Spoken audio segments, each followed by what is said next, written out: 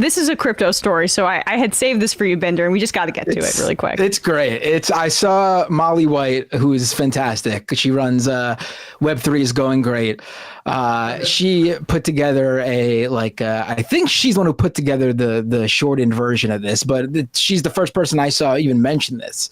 Yeah. So if you're ever involved in something shady with crypto, that you end up, a lot of people end up looking at you and thinking like, what the hell, man? You can pretty much just sort of wiggle your way out of this, apparently, by saying that God told you to trade crypto and sell when you did. A bunch of guys in the Nixon administration did this. I'm sorry about that whole Watergate stuff. I'm really religious now. Yeah. So this is also funny too, because this kind of doubles a little bit as a confession as well. Because I don't know if the jury, if he goes to jail, will be buying the God told me to do it, so can you let me off for all this fraud I did, please? Here's that compilation that Bender just referenced. Caitlin and I are being charged in a civil charge from the Colorado Securities and Exchange Commission. That's a real thing. We're basically selling millions of dollars worth of cryptocurrency that is deemed worthless by the state.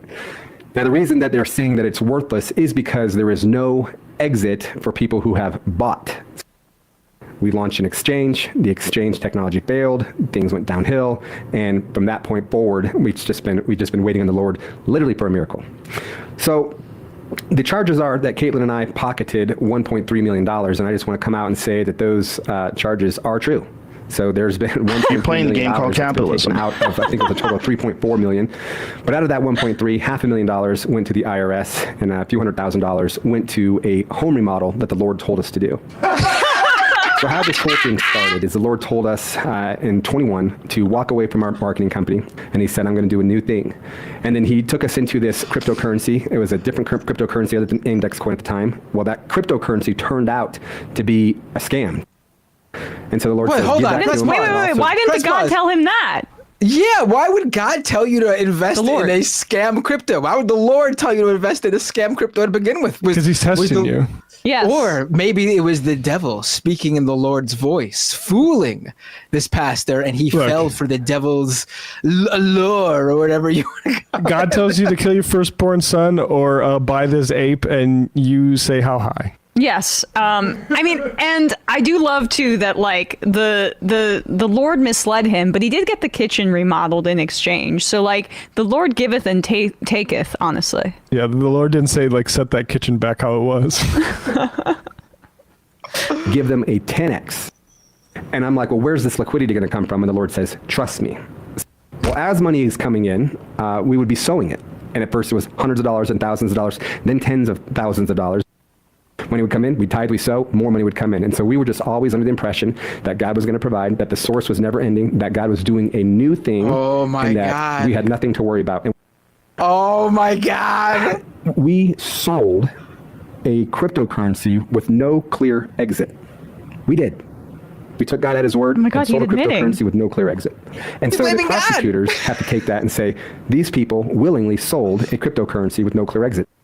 What we're praying for and what we're believing for still is that God is going to... Can we just go over what that means, Bender? Cryptocurrency with no clear exit? Because like, which cryptocurrencies do have clear exits? The one that you buy drugs with, right? Yeah, I mean, there's some that the almighty cryptocurrency with utility is usually that beacon on a shining hill. We're going to use biblical terms here. Yeah, it's mythological. This beacon on the that shining beacon on the hill, whatever it is that crypto has utility. And when someone comes up with a new cryptocurrency, the usual way they market it is, all those other cryptocurrencies are scams. Ours is not, because it has that magical utility. What is that utility? Well, it's different. It's differently marketed by every crypto scammer, but usually it just amounts to, I could have done this with money, like US dollars. Like there's nothing, I could buy your game's assets, in-game assets with this cryptocurrency. Okay, that's cool. I could also do that with US dollars on any other regular mainstream video game. But anyway, what he's doing there, and what's truly amazing, is that basically the way a lot of these crypto scams work is the influencer launches a crypto. And in this case, I mean, this is actually pretty genius. I'm surprised other pastors have not come up with this before, because you already have that built-in loyal fan base that is your congregation. Other influencers would be salivating at the mouth for that audience. But he apparently told his congregation to invest in this cryptocurrency, and they would invest, which didn't cost him anything. He made the crypto, so he was already holding a bunch of out it. of thin air. Right. So he basically is making money out of thin air as his congregation is buying these tokens. And as he sells the free tokens he keeps, the congregation's paid for tokens lose their value because he's selling off. And according to him, he was able to keep convincing his congregation to buy. I'm sewing. And buy. And he was able to keep selling and selling and selling. And what usually happens in most crypto scams like this is eventually that influencer, whoever created the crypto, runs out of suckers to sell to, and it all falls apart. Your classic Ponzi scheme. You're no longer able to provide the money that's coming in to the people who want to cash out. In this case, I guess he was able to keep it going for a while because he basically was just bilking his congregation. I mean, that's dry. what congregations are there for. And that's where Right. the money went. Like, they don't, the Ponzi scheme element is that it's not really available, guys. Sorry, I know that you bought all of these coins from me that are worthless now, but the Lord told me that I need a new marble countertop for my kitchen island, and that's where your money is. And I just Right, like, we should- imagine, what we did they should think make was going to that. happen, though? Yeah. They believed the world was gonna use their church coin? I mean, I'm sorry, if you're like a televangelist, scamming is your entire MO. Yeah. So I'm assuming he just thought this was a new business opportunity. I mean, I'm Same sorry. with Shaq did. The Lord told him that it was a business opportunity. Yeah. And I love how religious people, when they want to like cover up their own desires, or if they're like gluttonous or greedy desires or whatever, it's the Lord directing them to it via basically prosperity gospel. But if somebody else sins in their mind, right, the Lord isn't telling them to do that, it's the devil. But I'm aware of the 7 deadly sins, and this seems to be a little bit in violation of it. Stealing from somebody else, being so covetous and or not covetous, that's for a wife, right? But like creating your own kitchen, renovating it with other people's money. But that's the Lord telling you to do it. Yeah. It's so silly. Right. I want to make this like really clear. It's like in case any of the members of his congregation are listening.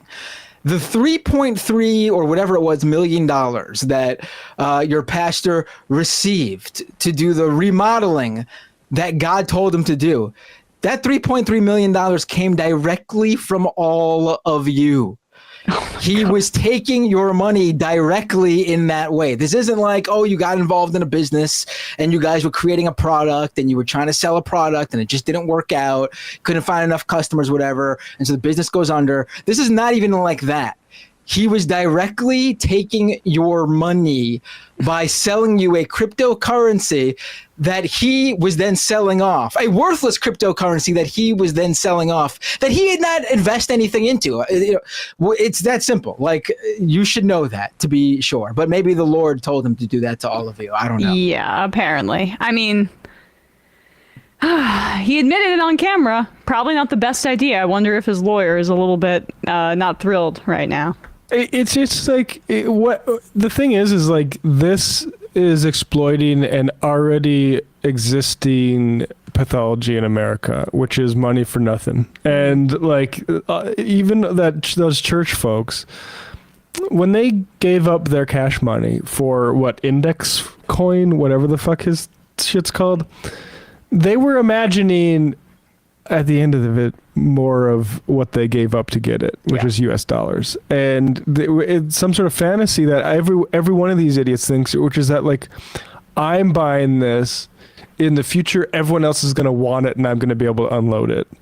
And like, nope, actually nobody wants the ape NFT.